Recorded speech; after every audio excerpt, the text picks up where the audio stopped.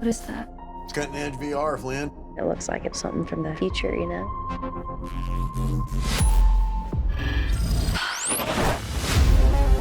Flynn took a trip to future London. Saw something she wasn't supposed to. Now people from there are trying to kill us.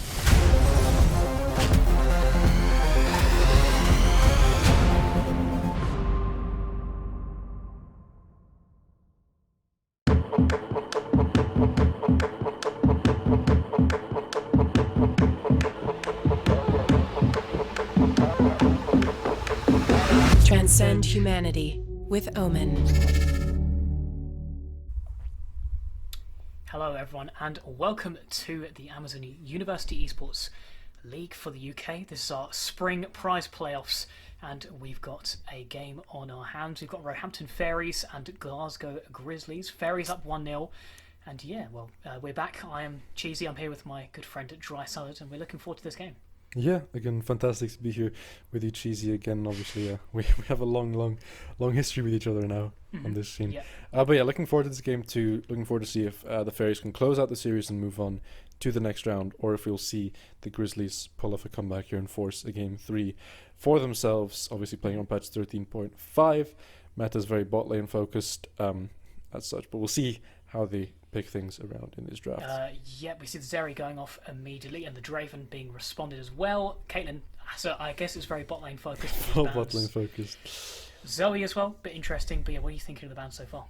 Yeah, I mean, quite standard. I think Caitlyn, Draven, just the two most oppressive AD carries in the game for the early stage. Very self-sufficient, scale well as well, so quite hard to force out of the game.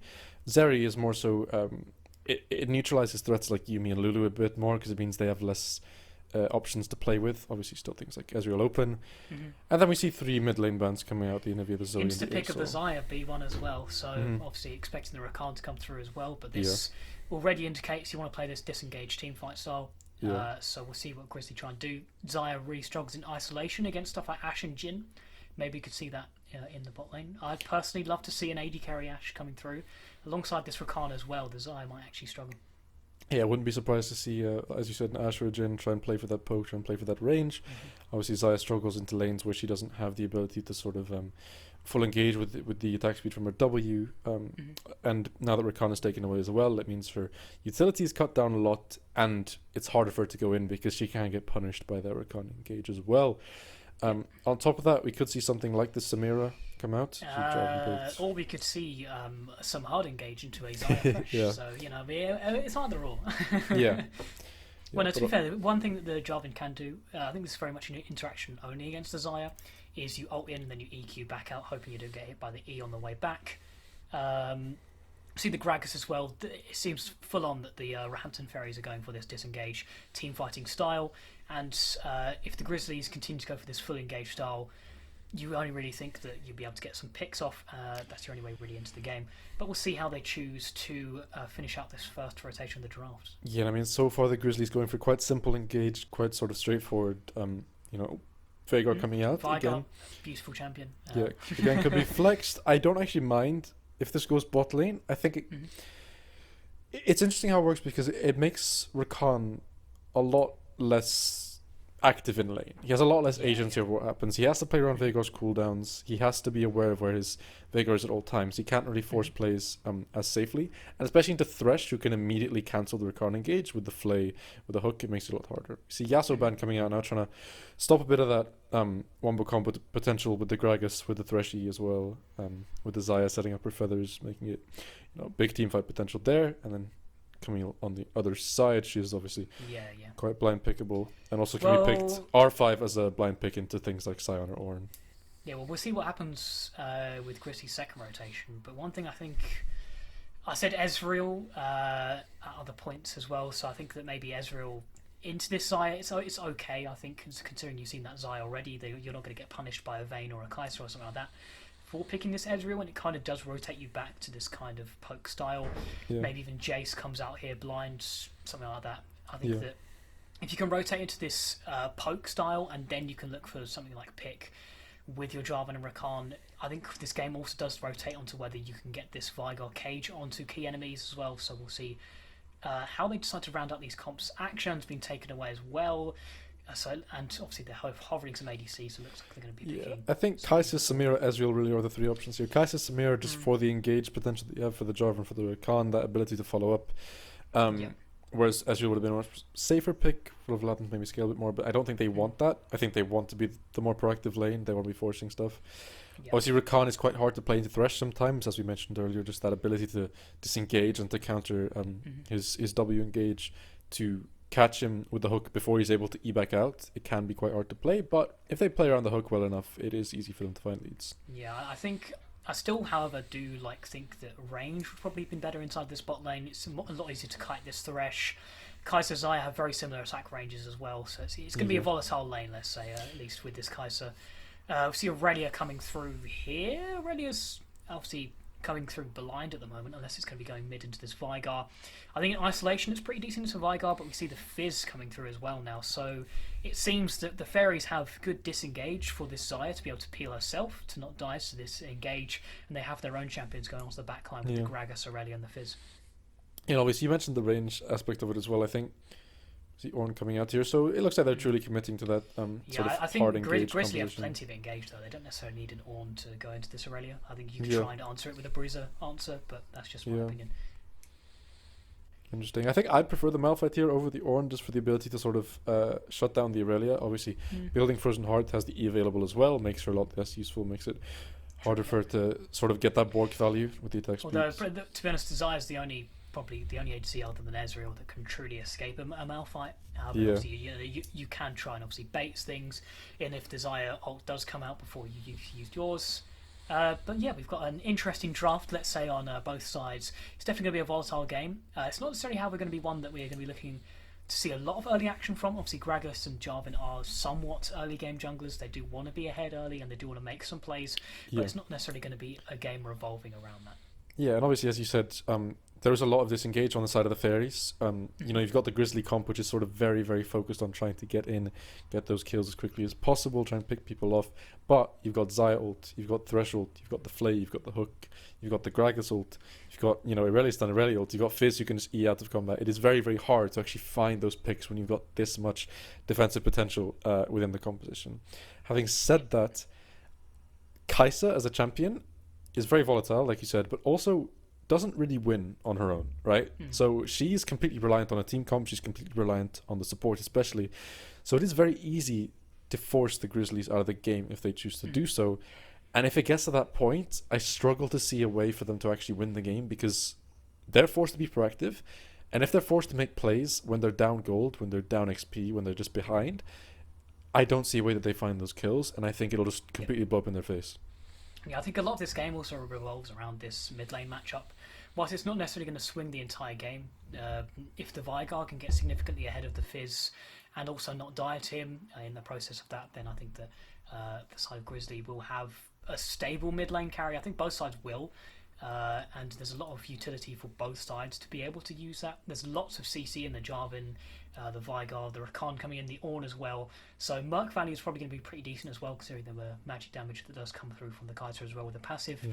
I think both sides are actually going to have significant Merc value on both sides. Obviously you have the Aurelia, you have the Xayah to deal with, so Ornn's probably going to be going for those tabbies instead. Do you expect anything, obviously a similar question in terms of early game stuff, do you expect any level 1 shenanigans? Do you expect anything to be happening level 1 or early game? Yeah, I mean, it's interesting, this one. The draft is a bit different to what we're used to, right? So the current meta, bruisers have sort of fallen out of favor a bit. You're not seeing as much of the Aatrox, as much of the Aurelia, as much of all of that stuff. You're seeing more of these picks like the Ornn, like the Sion, like the Malphite. The standard top lane picks that have sort of become staples over the last few years because they're easier to play, they have more value in protecting and starting fights. And within a meta like this, where the bot lane is so powerful, they get a lot more value, right? Having said that, the early game focus, I do think the Fairies have a much stronger level 1, just because Veigar will only have 1 spell, so we won't be doing too much unless he can land like a big cage or like a big 4-man, 3-man W. Jarvan obviously doesn't have CC, can start with the E to give everyone attack speed, but that's about it for his value. Rakan, obviously, it's very conditional on him landing his W. Ornn, again, it's very conditional. Does he go W? Does he go E? Kai'Sa is the only real champion that has a very strong level 1, but even then, she gets outranged by the Xayah. very marginally because of the feather, usage, because of the Q, and obviously Thresh just has such fantastic engage. Gragas fantastic.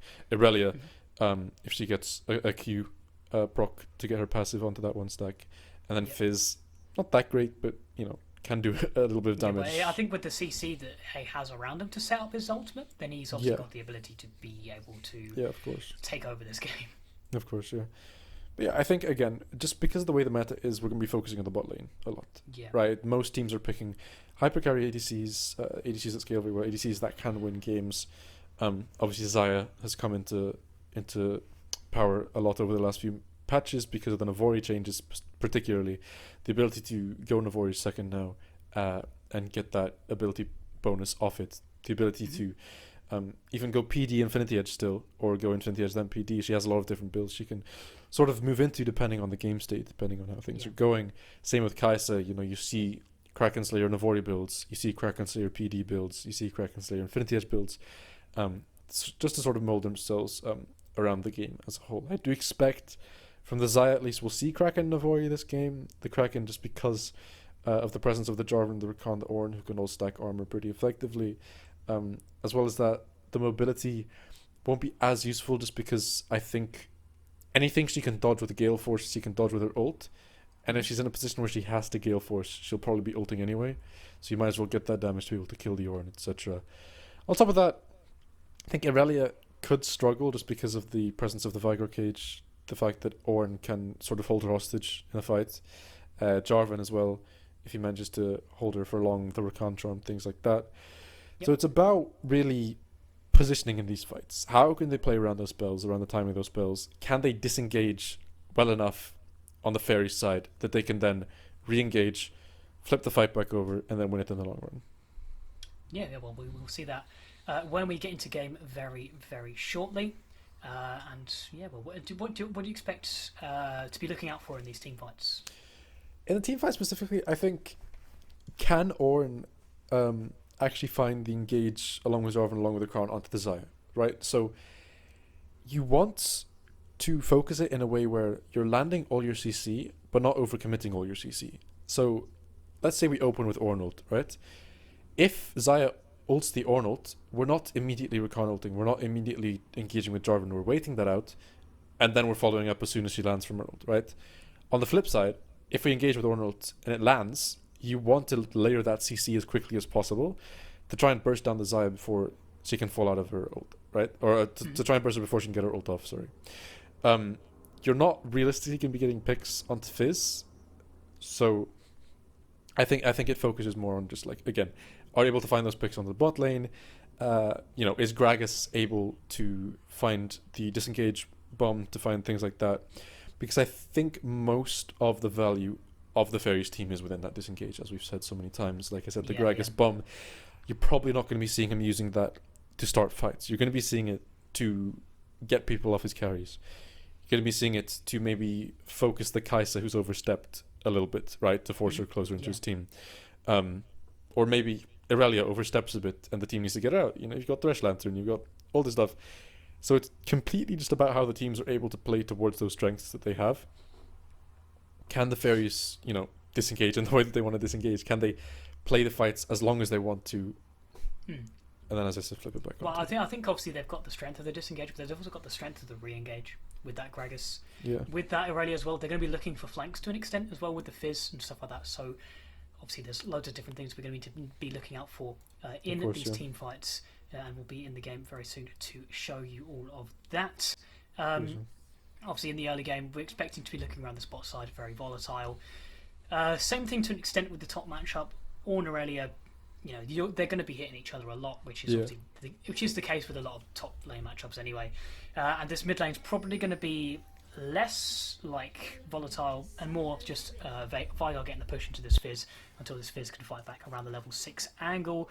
And we see all 5 members of the Grizzlies in the top lane in their red buff, and all 5 members of the Fairies in bot lane.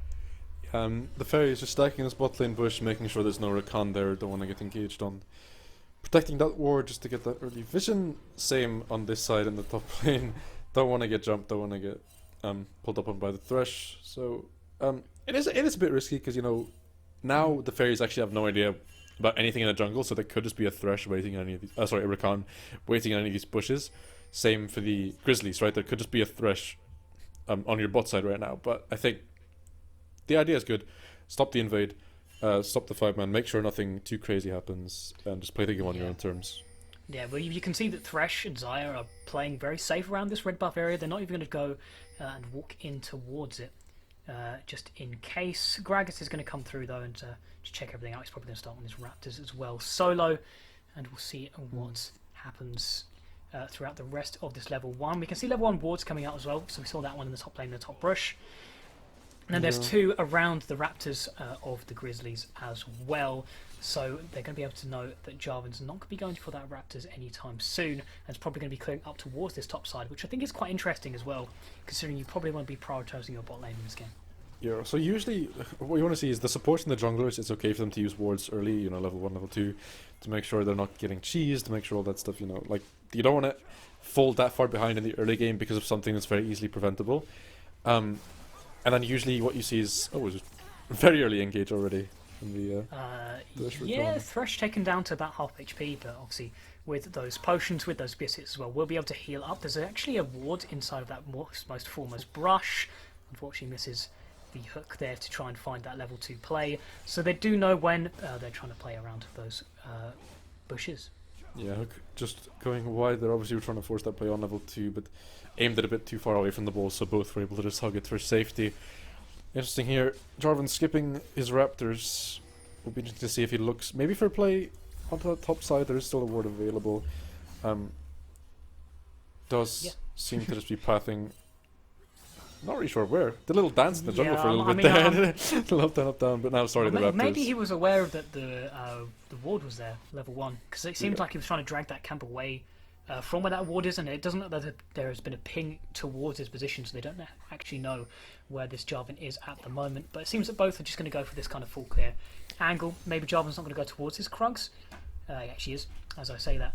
But yeah, we're going to see what happens throughout the rest of these clears. Fizz up 1 level in this middle lane, sectioning Faker off from this farm. Obviously, it's very nice of Faker to grace us here in Yule. You know, he's not doing too much in career at the moment. No. He's got this spare time to be able to destroy lobbies on Preds to Vigar. No, T1 are completely fine without him anyway. Yeah, exactly true, to be fair. Have you seen... who's the top laner? T1's top laner? Yeah, T1 top laner. Oh, I know his name. Zeus, right? Zeus, yeah, bro. He destroys every single game. They don't need Faker anymore. He's completely bonkers, that guy. Yeah. You see, they're looking for 3-man top lane. Zeus Is the go. But yeah, 3-man top lane. Onto Egg Greg, who is, I guess, role-playing Zeus in this kind of team. And Gragas and Fizz are on their way. 2 level 4, 1 level 3, but the TP is going to come through, and they've been immediately sectioned away from that turret. Very early TP coming down there. I don't think the TP is actually required, because Ice Blue got so chunked out there. I think the Ornn could have survived that dive. Worst case, traded 1 for 1 or even 2 for 1 in that scenario, because the spells were still up, and, you know, getting the CC onto the tower, forcing them to tank at least 2 or 3 tower shots. Irelia was already so low she couldn't tank a single tower shot, so I think was safe, but just seeing a cage, nothing really happening there. Just opting for the safe play, opting for the early TP, doesn't really lose too much, and this means that nothing really dangerous can happen. Yeah, we see some pings coming down on mid at the moment in the mini-map. However, it just looks like it's basic trading for the moment. However, we do see Gragas coming in behind here. He's got blue buff as well. He's used the W as well, so you might see him coming in very soon. He's just been seen, and Faker manages to get out of that situation. So it seems that it's very much a juggle of control at this point, as Jarvan knows that Gragas is walking into this bot lane river, and we'll see what he does with that information. Is he going to stand and fight? It might probably not, but he's going to be looking to go for the flank on this bot lane. He should know that Gragas is going to be around this area at the moment until he recalls in this area, so maybe he might get caught out when the Jarvan comes through. Ducey does go basing. I think they might be scared though, because they see the lantern go down, so they think that the Gragas is still there, waiting for the gank. Surely Jarvan goes here. What is he doing?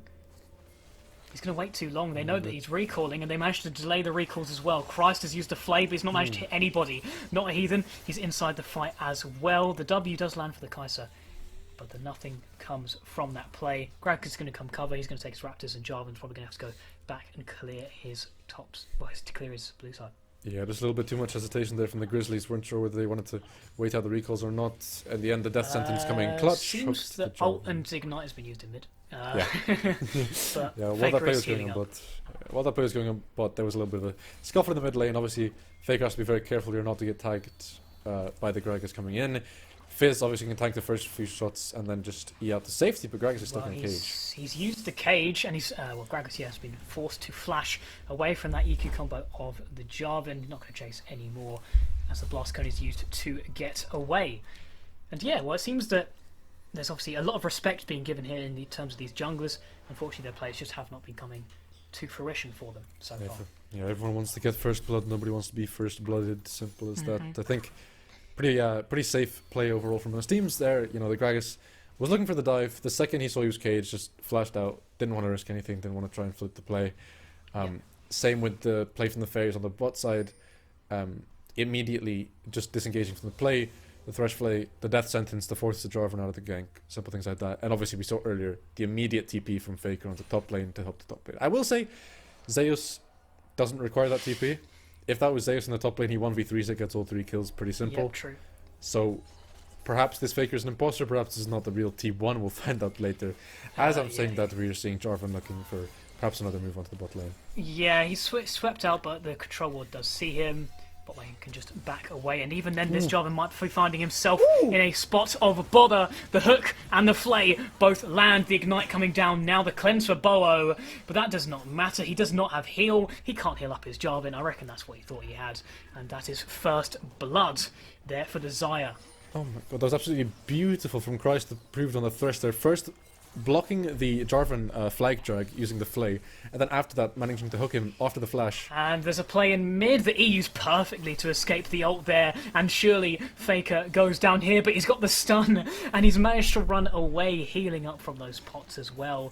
No way he stays around in mid, and Heathen is still here. He's inside of the pit right now. The W comes through from the Kaiser, but surely Heathen takes a lot of damage. The flay comes back, and Bo has been flayed back towards the Xayah. Xayah falls down now, and Christ, he's going to take a lot of damage. Surely this passive from Bo is going to take him down.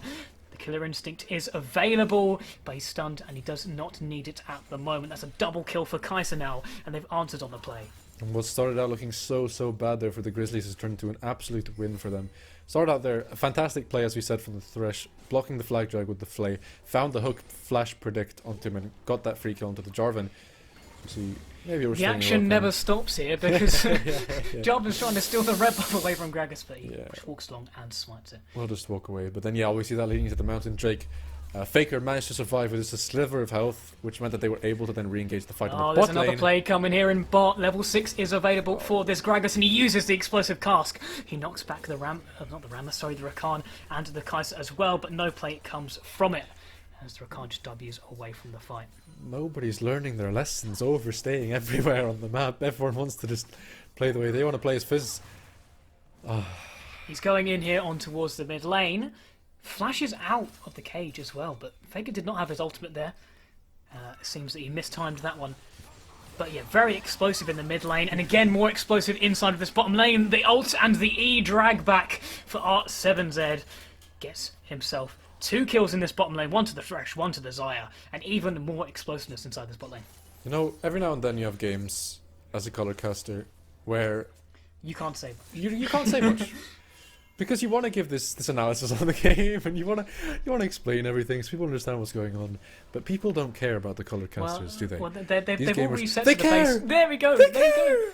Fantastic. You finally have. Right. You finally have. This your is fantastic moment to news. shine. This Your is moment to absolutely shine. fantastic news. I will now speak for the next 6 minutes until we get back into the game. So I hope you guys Please do. like the sound of my voice. So, what did we see there? Absolute mayhem, absolute pandemonium. The fight started in the bot lane. Thresh, fantastic play. Blocked the flag drag with the flay. Landed the flash predict with the hook. Jarvan dies, right? Oh no, it's looking bad for the Grizzlies. It's looking awful for the Grizzlies, if you might say so. Then, they go for the Drake play. Everything looks fine, everything looks safe. They go for the dive mid. Looks perfect, but oh no, Veigar lives with about 20 HP, 30 HP or something. Walks away. It's fine. We got sums. The kill doesn't matter. We still have the tempo. They get the mountain Drake. Fantastic. It looks like Rakan is overstaying. Turns out Rakan wasn't overstaying. Rakan knew his limits absolutely perfectly. Kaiser comes in, gets exhausted, but survives. Does enough damage. Rakan lives so long.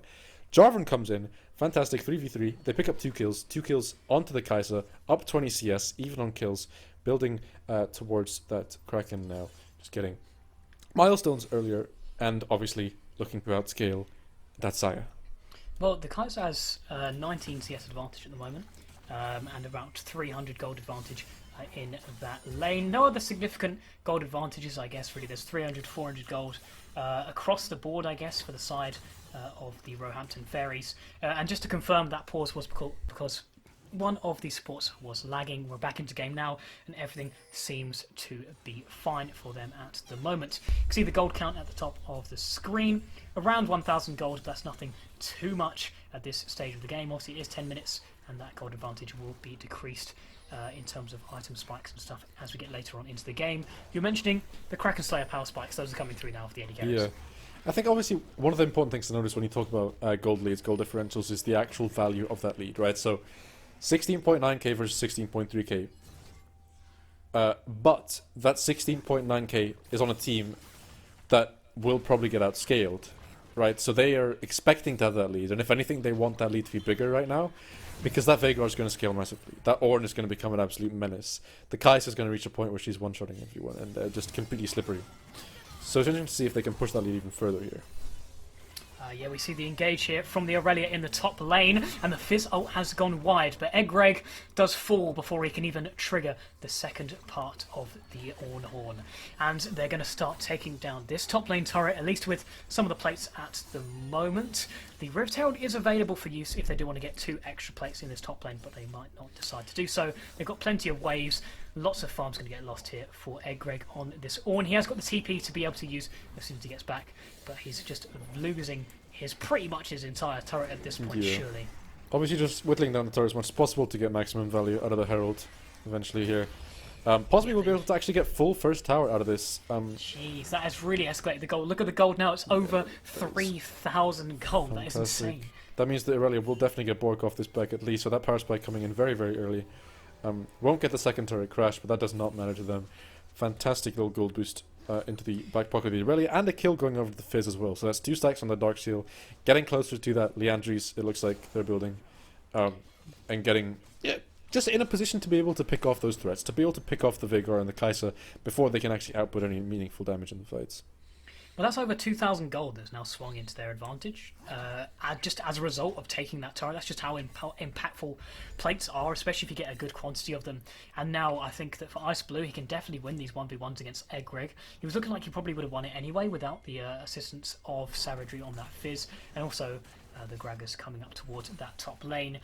But for the Roehampton Fairies, it's looking very good for them here in this early game. Obviously, they don't have a lot of... Well, they have control now, but they just managed to sweep out a lot of the wards that were in this bottom lane from the Grizzlies, and they're going to look to take this dragon for their efforts. The main thing is Ice Blue moving down here early, meaning that if they want to contest it, they have to force TP, but obviously we do see Mars on the top side, so not even looking to contest the Drake at all, which means it will be 2 Drakes over to the side of the Roehampton Fairies. 2 very strong Drakes, I want to add as well. Mountain and Hextech, 2 of the strongest solo Drakes you can get at the start of the game. Well, we'll see what the soul is. They've got the Chemtech Soul, so that's pretty strong as well at the moment. Yeah, that is a very, very strong Drake. I mean, any Drake in the game really is very strong except Cloud, right? Like, this has been a discussion for a very long time. You are happy with any soul 9 times out of 10, except Cloud. Well, that is the hook, and also the cage being used there by the Thresh. Rakan Wing away, but the cage has been used here by the Veigar. But the Fizz ult comes through, and the cleanse has been used by the Kai'Sa to get away. He flashes away, but Faker has been taken down now. Bowo as well. They've used all of their summoner spells, but the hooks are just on point from Christ approved. Christ definitely approves of those hooks that he's throwing out. Every single one of them is landing so far. Absolutely. Check him, PC, man. This Thresh has been absolutely demonic this game, not missing a single hook, and landing, might I say, some very difficult ones as well. Some flash predicts, some jump predicts, some max range hooks in fights that weren't even fights until those hooks were landed, you know, finding the picks, but also finding the fights that looked like they were losing in the first place. So absolutely fantastic play from this Thresh so far. Christ approved, really proving himself to be a massive factor in this game already for the Fairies. Up now 6-2, 5k gold lead about, as they get this tower that will increase to probably about 5k total. Yeah, that is true. Not Heathen unable to stop the back there And it looks like Desire the Thresh will back off and reset, spend the gold that they've just got from that play, because the catch-up gold is now in effect for the side of the Grizzlies. And, well, you can see across the board there, 1.4k in mid, 1.3k in top lane. It's just across the board, ridiculous gold advantages. And, well, I assume if the Grizzlies can get some way back here with this turret, then it will be good for them. But Savagery has gone in with the ultimate, and he's taken that entire wave with that ultimate as well, alongside obviously the Jarvan's health bar as well. They're going to be forced back. No turret for you today. Yeah, Savagery just forcing them off the tower there. Maybe there was an angle where he could have forced that kill onto the Jarvan, but didn't really want to overcommit. Obviously, tanking 2 towers at the end made it look a lot worse than it was in reality. Faker now just predatoring his way back into the mid lane. Those dancing little legs finding their way to clear out that wave, get a few more stacks, make sure that tower doesn't go down. But I know that this Vigar is slightly behind, but the fact he can't Q and also kill the mage minions at this point is a little bit concerning in terms of how little wave clear he's currently got. Greg fighting now with Ice Blue in that top lane. We know that Gragas is around, but there's no way they can dive this at the moment with all the support that's coming in from the side of the Grizzlies. Yeah, it could be a little bit of a scuffle up here. Both teams sending multiple members up towards the top side. Yeah, well, the call of the Forge God has come out. It's knocked up the Gragas, but can they get onto him now? The cask has been used and it's moved Jarvan closer towards him. Knock up coming in as well here from the Jarvan, from the Rakan as well. And the Lantern cannot do enough to get his warrior out of this top side. Yeah, as you mentioned, the Gragas ult, they're really counterproductive. Forced Mars into range to be able to ult and trap that Gragas in the cage. Overall, just 1 kill, doesn't really mean much, no objectives to take on the map, but it is a nice little bit of gold back over the way of the Grizzlies, a little bit of tempo for them to work with. You mentioned as well the Veigar damage looking a little bit suspicious. Obviously, went for that very early Merc Treads buy, part of that being because of the Predator, but also opting into the Everfrost, it looks like, first, which means that so much of that damage doesn't come until you finish your mythic and until you finish your second item. You see the tier, you see the Kindle gem, you see the Merc Treads, just so much utility and so much defensive stats, but not really much to work with on the offensive side. Yeah, obviously at the moment you're going to really, on the side of the Grizzlies, be hoping that you can scale. Christ lands yet another hook onto Heathen, who gets dragged through with the W. The cage has been used, and the other hook does not manage to, unfortunately, find its target for the fairies. R7Z pushing out this middle lane, and they're going to look to go towards this Rift Herald again. Thresh is making some absolutely demonic plays on the map so far. It's Jesus, this is not the type of play you expect to see at 9 PM on a little Wednesday afternoon, but fair play to him, absolutely dominating the map, making this game as proactive as possible, which I think is the way they need to play, right? You look at the champs, you look at the Veigar, the Ornn, the Kai'Sa, you want to shut them down as early as possible, and they have been doing that perfectly. The Kai'Sa now, the Xayah now 3-1-2, getting closer to what looks like is going to be that Navori's item, with the pickaxe and the longsword being bought already. As well as that locket completed for the Thresh, Liandry's, Night Harvester and Bork all done as well. All these champions are so strong, and with the third Drake coming up in only 10 seconds, this could be a major turning point in forcing Soul Point. Yep, the fairies are already setting up around this area. They've got control of this part of the river at the moment. However, they are in a 4 versus 5 while Aurelia is inside this bottom lane. The Call of the Forge God comes out and Gragas is immediately dead. So now they're going to have to back away. R7Z has been found on his lonesome. Savagery has been engaged on. Christ has been forced to flash away. And Savagery also flashes away, but the Killer Instinct comes through. The Acathian Rain's surely going to come down now. They're going to find some kills. The Ignite is onto Savagery, but he manages to stay alive for now. The cage comes down and the shutdown comes for Veigar as well. Faker, he's found himself, I believe, 2 kills in that fight, and finally they can get themselves a Drake on the board. Yeah, we talked about how these teams had to play in the draft, and that was exactly what we said about they need to find ways to disengage properly. Gragas gets caught out on his lonesome, doesn't have time to flash, doesn't have time to use the cast to get away, and from that point on the fight was just completely lost. The Jarvan ult coming out, trapped Fizz, trapped Thresh, there was nothing left for them to do, no damage left, nothing like that. Aurelia was isolated on the bot side, didn't have time to get up to help the fight, so that meant they could just run them down, and now they picked up the Drake as well. Gold lead is cut down to only 4k. Still a deficit, but much more manageable, and allows them a lot more time to scale. Yeah, it seems like Ice Blue's being chased here by the side of the Grizzlies. They're dropping wards to try and find out where he is. We'll see if he can get back in time. No, he cannot. He's been stopped by that Faker W, and now he's going to be fighting inside the cage. He uses his ultimate and everything like that, but he's managed to stay alive for a considerably long amount of time. Unfortunately, he does manage to find himself a kill in that exchange, and he has been picked off here in this top side. Christ lands the hook, however, and Faker has also got the ult of Fizz landing on top of him. He's used the cage quite well, and maybe the Thresh has gone too far. Savagery, you've managed to get the E over the wall, but Jarvan does not choose to chase him away. They're trying to find even more picks to escalate this game, but it's gone badly for them. Yeah, the idea there was okay, but they're just getting too desperate now, trying to force plays that aren't really there to be forced. The hook landed and immediately decided to take it, but there were 4 members of the team ready to defend there. Fizz couldn't take the lantern over because it would take him straight into the Vigor cage, into that cage from Faker, and that's exactly what happened. So Thresh goes down. Savagery forced then to E out of the fight, meaning again they've lost a bit of tempo, again they've lost a bit of gold. Gold lead cut down at 3k, and it's slipping slowly away. Yeah, and in fact the Grizzlies have more kills than the Fairies at the moment, and 6 of them are on this Kai'Sa at the moment. Bowo really putting the team on his back at the moment, alongside Faker as well, as you'd expect Faker to do at the moment, in terms of having the kills provided for him on the side of the Grizzlies. They're looking now to try and get control of this top side, stop any early Baron rushes, but I wouldn't really expect an early Baron rush from a team that has a Zyra and a Fizz in it.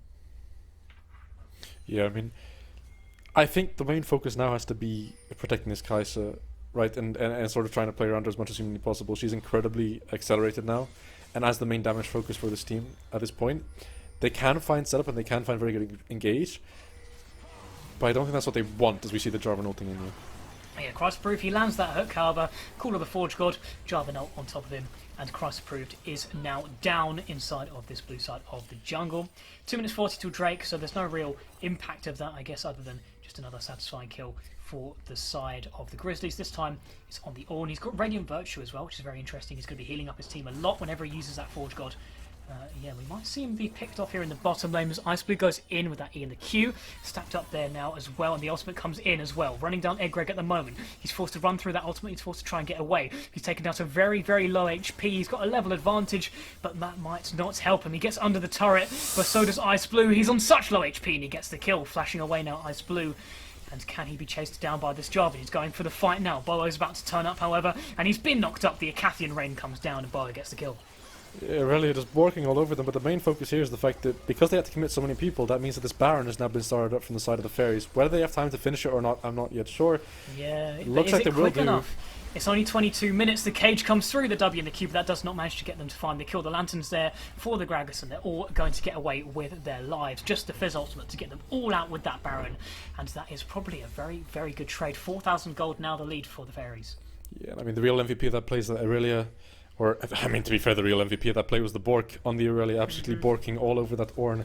Is running him down in that bot side, forcing 3 members to come down, which meant the Baron was free for the taking, and that gold lead now has ballooned up a little bit more. Yeah, I think the side of the Grizzlies is probably going to try and reset here, and then they're going to try and force themselves to have some control of this bottom side river. They have no vision in there whatsoever. They need to base, they need to get their items, they need to get back out onto this map before this Mountain Drake spawns, or maybe they just try and wait out the Baron, they give over the Drake, see if they can consolidate their position, get another item or so onto themselves in this 5-minute time, and see if they can contest that final soul point. Yeah, I think obviously the tough choice here for the Grizzlies is, do they really want to lose soul point? Obviously fighting it is rough because you're fighting into a Baron, and if you then lose that fight, you could potentially lose massive chunks of your base with that Baron push.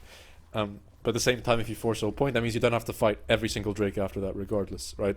So it's about, do you want to be in that position, or do you want to just for now farm up, slow things down, play the game your way, let the Veigar scale. You still have a very strong Kai'Sa. If she can get that Navori, from that point on, the fights will become so much easier to play. And yeah, that is exactly the case. Both top laners here do have the TP to be able to join a scrap if it does so occur. Heathen trying to take out some of the vision that's in his own side of the jungle. Only just manages to get away from that hook, and finally they can look to push into some of the own quadrant of their jungle. But there's only so much that they can take control of. The TP's coming down here from Eggreg, so surely a fight is going to come through here. The ultimate has come through from the Jarvan already, and it gets them control of the pit for the moment. They're going to start taking down this Drake. They're going to pull it out a little bit now as well for this Veigar to be able to use. The EQ comes back on towards the Drake, and the Killer Instinct has gone on towards the Fizz. The ultimate is going to come out very, very soon. The red team, the Grizzlies, have taken down this Drake. Eggreg goes very, very low as well. The Xayah ultimate has gone out as well, and all of the members of the Grizzlies are falling at the moment. There's nothing Faker can do. Bo is flashed upon. He can't cleanse away from it. He can't flash away either, and now Jarvan is running for his life, saving Private Jarvan at the moment. They're going to lose so much of their base, as you said. He can't scrap this Fizz. That is an ace for the side of the Fairies. And this is exactly the fear we were talking about. Yes, they got into there. Yes, they got the Drake. Yes, the fight maybe looked playable with Irelia on the top side, but as soon as she TP'd down, it's a clean 5-0 ace, and now look at what's going to happen to the base. Losing inhib towers, losing bot tier 2, losing inhibitors. Nexus towers will stand, but their base is so open now, and it means that they will be forced to play a very, very awkward game. Yeah, they might have got the Drake, but they're going to lose an awful lot of their base in response to that. Seems the Fairies are going to just take their base timers now, and the gold lead has ballooned now up again to 8,000 gold. Yeah, and obviously very important within that whole fight was that they were able to pick up that Kai'Sa shutdown. You don't want to let that Kai'Sa go too long without falling, and they managed to pick that up. They managed to, obviously didn't get the Drake, but the amount of gold they got on top of it was just so much more worth it. Sol, maybe not as much of a threat now, maybe not as much of a win con, but they do have the power to end the game through mid, through top, through bot, if they find a single good team fight from this point on. Yeah, that is exactly the case. The only tier 2 still standing is the top lane tier 2, and even then that is on very, very low HP. All other towers, obviously on considerable amounts of HP, but they've taken a decent amount down through mid. It just means that they can get a lot easier mid lane wave control, force them, well, at least force the side of the Grizzlies to style farm if they want to contest any of the pits that may so be having objectives inside of them. 2 minutes till the Baron, 3 minutes till this Drake. It looks like they're trying to contest their own top side quadrant. The Killer Instinct has come down alongside the Cathian Rain, but Woe simply cannot fight the Xayah. Instead, the Xayah flashes in 450 gold for that as Kai'Sa. In fact, the Call of the Forge God is coming through, but Fizz has showed up to the fight. He takes 2 kills for himself. That is a 2-4-3 for the side of the Fairies, and the Grizz is going to have to run away, sit inside their base, and try and lick their wounds. A little bit of Billy Elliot style camera motion there as we focus on both kills that were happening at the same time. Yeah, I mean, the Kai'Sa doing the best that she can in these fights. Bowo doing absolutely fantastically to try and utilize those kills that he's got throughout the game. 8-3 obviously on his Kai'Sa, but is really the only threat they have. So once the Kai'Sa gets focused, once the Kai'Sa starts taking damage, that's sort of where the fight crumbles and begins to lose. You know, got one pick onto the Xayah, forced a couple sums, but at that point, what more is there to do? You know, you've got the Jarvan down, the Veigar's not really doing much because he's only just hit 2 items and he can't really find engages in these fights. You can see there, just hit Q, W and ult, and the Fizz is at half health, which you don't really like to see as a Veigar. It's insane. He's not taking any damage. Like this Veigar has 2 items. Obviously the Fizz being 2 levels up and also an item up as well kind of shows you that the mid lane has been controlled by Savagery this game over Faker. You know, it's a rare time that Faker has taken a loss, and well, unfortunately for him, he's not going to be doing much damage for the rest of this game. I reckon the only target he can really do damage to at the moment is probably this Gragas and is probably this Xayah at the moment. And even then, Xayah's been playing pretty well. Obviously died there in the 1v1, I guess, to Bowo, but left Bowo on very low HP for Savagery to clean up. Another hook on this Raptor camp as well for Christ.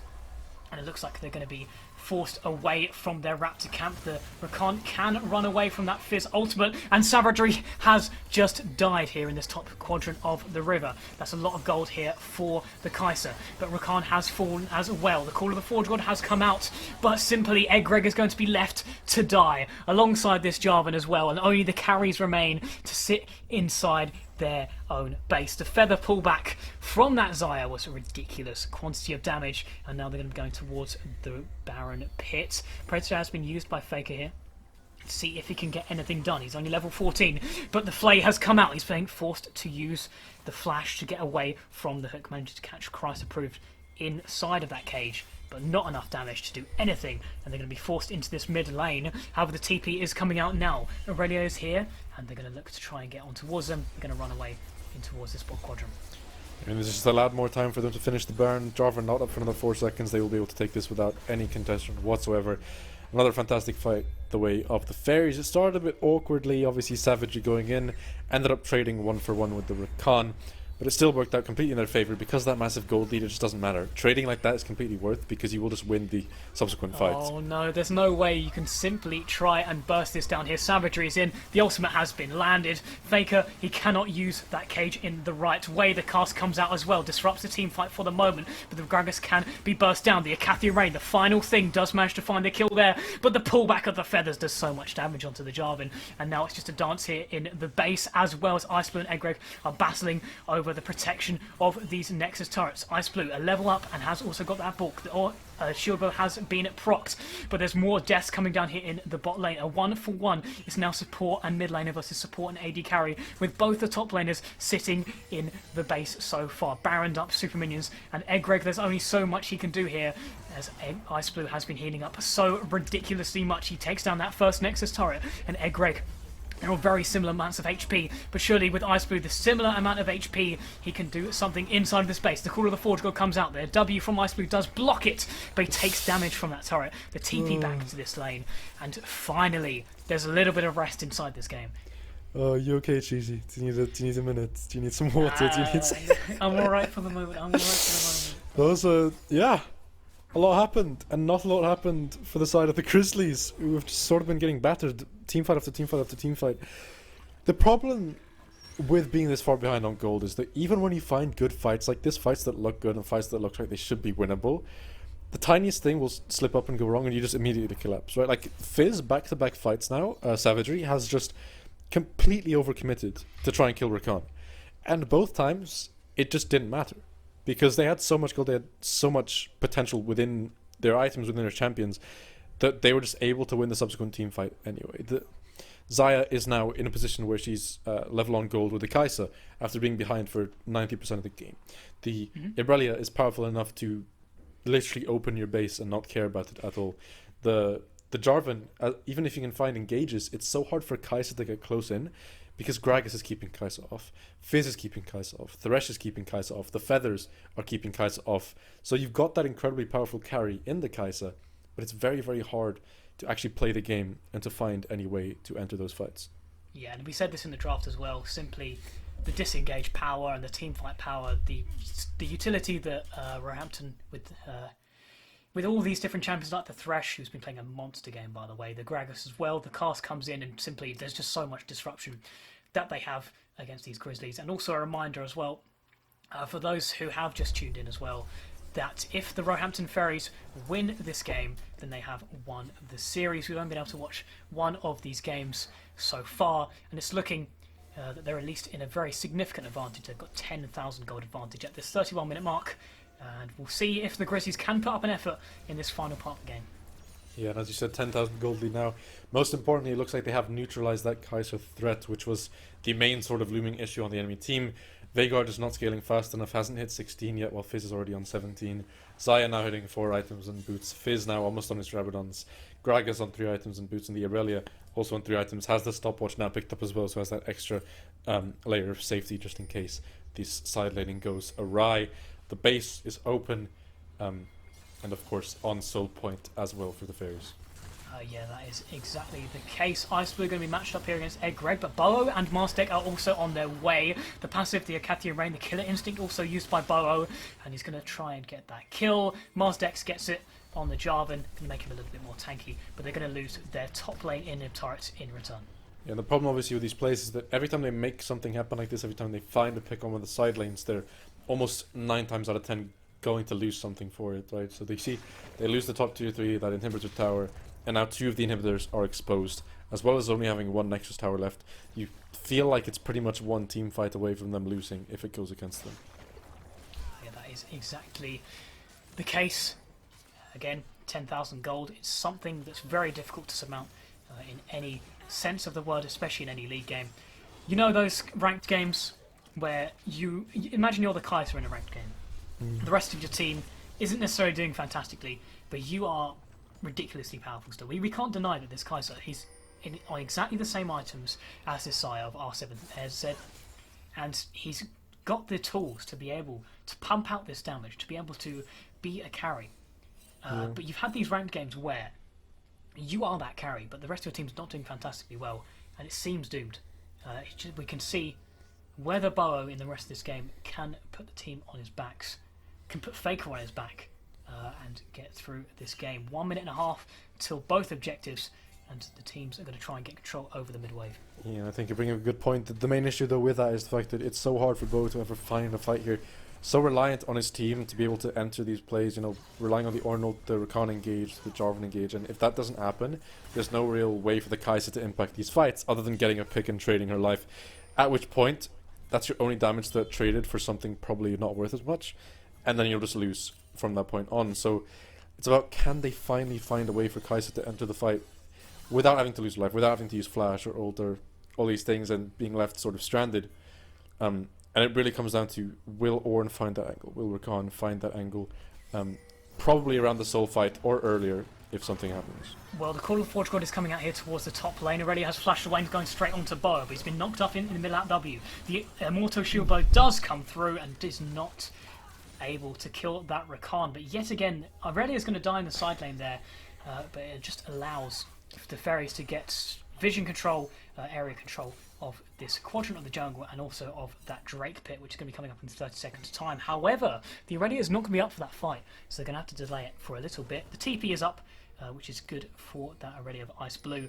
Maybe being a little bit aggressive there, but we'll see. Yeah, it is absolutely disgusting that Ice Blue nearly managed to trade with the Rakan there, but does go down and nothing traded back. Does still have TP available, so if they can stall this Drake a little bit, we'll be up in time. Thresh being engaged on. Yeah, Thresh is being engaged on there. The Flay comes through, the hook as well. But Kai'Sa takes that goal. That's also shut down there onto the Thresh. And surely at this point, the Grizzlies can come back in terms of the Drakes. And both teams will be on 3 Drakes apiece around the 60 to 70 gold mark. So it doesn't really matter with this gold at the moment. They've been able to find the picks. But now do they know that this Baron is going down? They have absolutely no vision around the area, but surely they saw them cross over from the river, and now the assist pings are coming through. Greg is going to walk in towards this fight. He's almost got that Forge God off of its cooldown. Bowo has jumped onto Savagery at the top lane, and he has flashed onto that Fizz. Kai'Sa 1v1ing a Fizz, some things you do not expect to see. The charm is now being used by that Rakan there onto this Xayah, who's been forced into the stopwatch, and surely goes down here, and the shutdown goes to Faker. There's no way that they're coming back into this game. I mean, this is how you lose the game as the Fairies. You're getting overzealous, you're overcommitting to things. The Aurelia now has died twice, back to back, in those side lanes. That means they lost the Drake. They then forced the Baron play, which was the right thing to do, but staying over a bit too long. Could have pathed through the top side, get out to safety, but instead opted to run back through the river, opted to try and find something. Kai'Sa picks up the kill onto Savagery. They pick up a couple more kills after that, and now they're looking at a bit of a rough spot.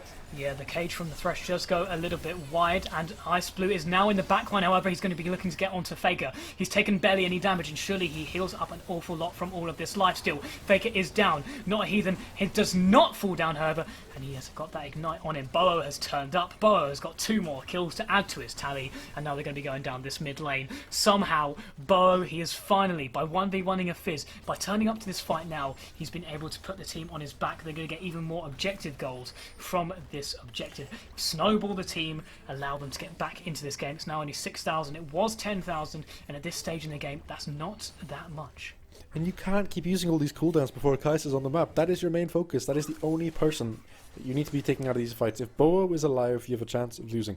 If Bowo is dead, you win the game. So when you're stuck in those situations, you don't know where the Kai'Sa is, you don't force all those ults, you don't force your sums to try and pick off kills, because as soon as the ADC sees that, she's running in full velocity, picks up 2 kills, full HP, no danger whatsoever, and now that gold has swung massively down from about 11k to now only 6,500 gold.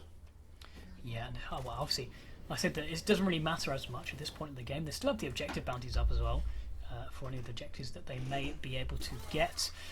2 minutes and about 40 seconds for that Mountain Drake, and well, not the Mountain Drake, sorry, the Chemtech Drake, and that Drake will be the soul for either of these teams. I expect that to be the next big team fight, and I expect that to be the game-winning fight.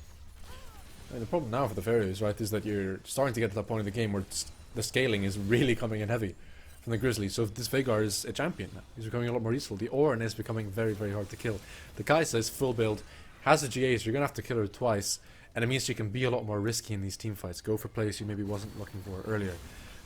As well as that, Jarvan also having that GA, bit more tanky, just able to maybe find a few more EQs, maybe able to force plays a bit more, as now Fizz is getting collapsed on Savagery in the top side. Yeah, savagery. Bo is running directly towards him, dodges that ultimate out. Mastex does get hit by it, but Bo's taken an awful lot of damage.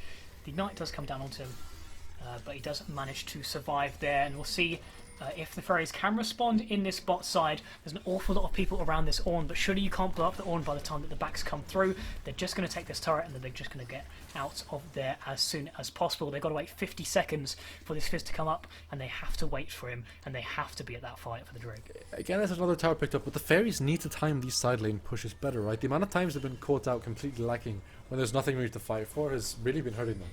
You see the Irelia, you see the Fizz. If they just wait 10, 20 more seconds, the bot lane would be in a much better position there, where they could force at least an inhib, maybe even the Nexus tower as well.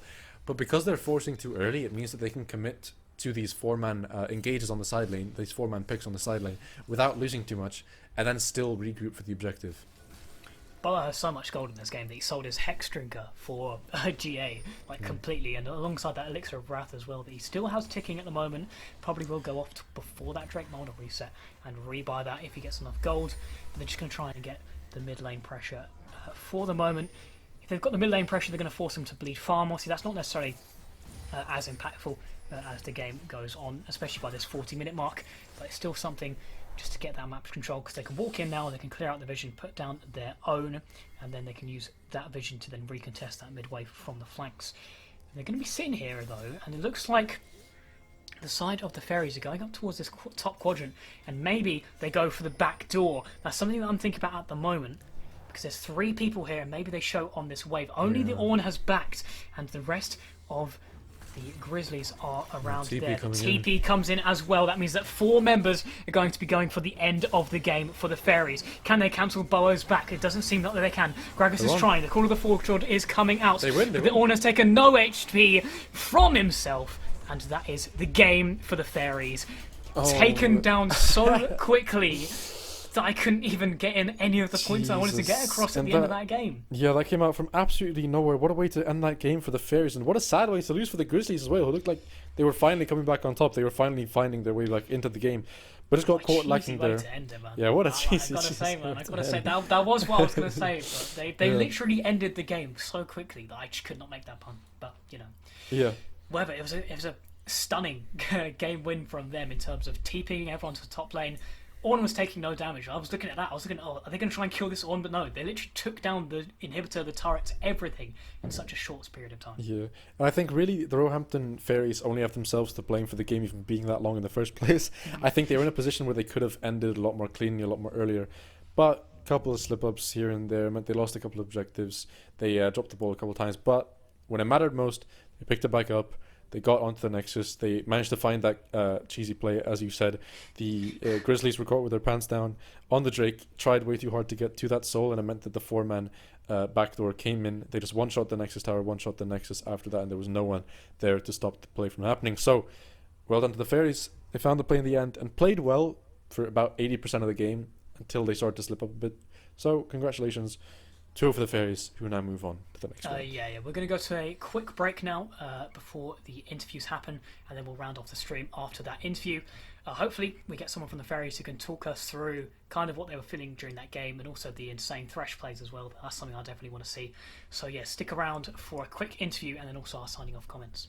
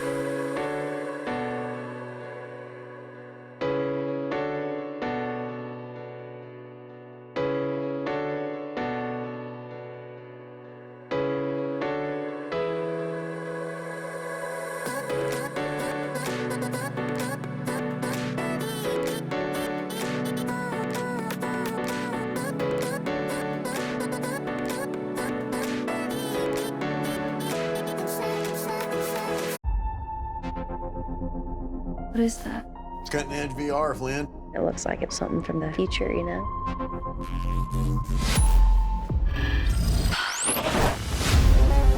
Flynn took a trip to future London. Saw something she wasn't supposed to. Now people from there are trying to kill us.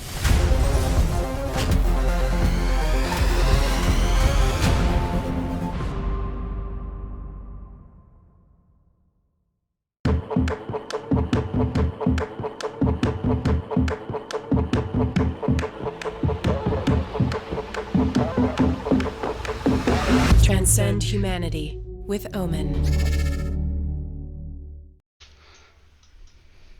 Welcome back. We now have a short interview coming in here after the Fairies and Grizzlies game for the Amazon University Esports Spring 2023 playoffs. We're here with Necro, and we've just got a few questions to ask about his brilliant Thresh gameplay. Yep. So, first of all, why did you land every single hook you threw?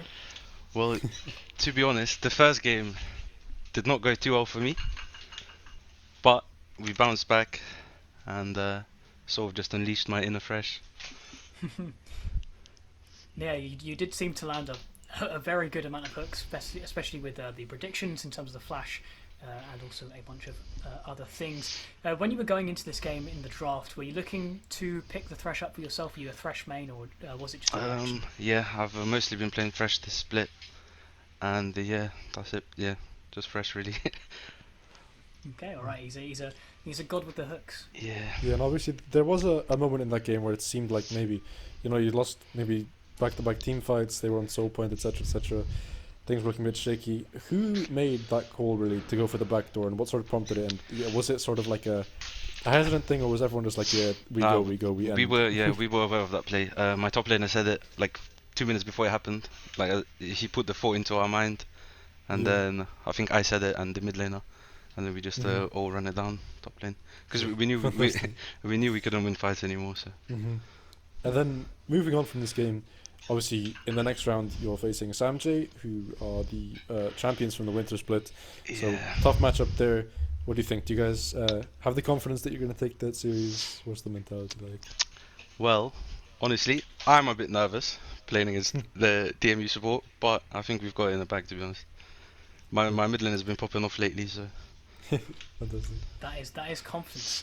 And yeah, well, do you have any final comments after that game, or any word of warning to DMU before your game or anything like that? No word of warning. I've got a word for my AD carry. I think he should use flash more often. All right, fair enough. Well, thank you for joining us, and yeah, well, good luck for your next game. Well done with your win and everything like that. Right, thank you. Goodbye. Yeah, thank you very much. Thank you. And yeah, that was Necro. And now we've just got a few closing remarks from myself and Dryside. Do you want to go first to talk about what happened in the game? Any thoughts you have? Yeah, I mean, again, just congratulations to Roehampton for moving on to the next round. Congratulations to the Fairies for that win. I think there were definitely things that they could look to improve on, right? Making sure that they keep it clean all the way through the game, not really make those mistakes that could be costly towards the end of the game, but minor. They've won it, they move on. We'll see what happens in the next round, and they'll be looking to improve on that for the game against Samj. Now, for me, thank you again to Noel for having me. Thank you to Amazon Prime for sponsoring this lovely event.